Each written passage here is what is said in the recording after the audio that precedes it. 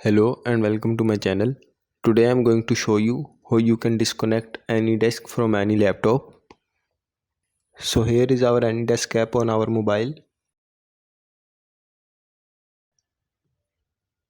Now we will connect this to our laptop.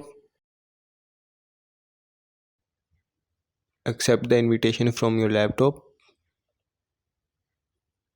Now as you can see, our laptop is connected to our mobile through Anydesk.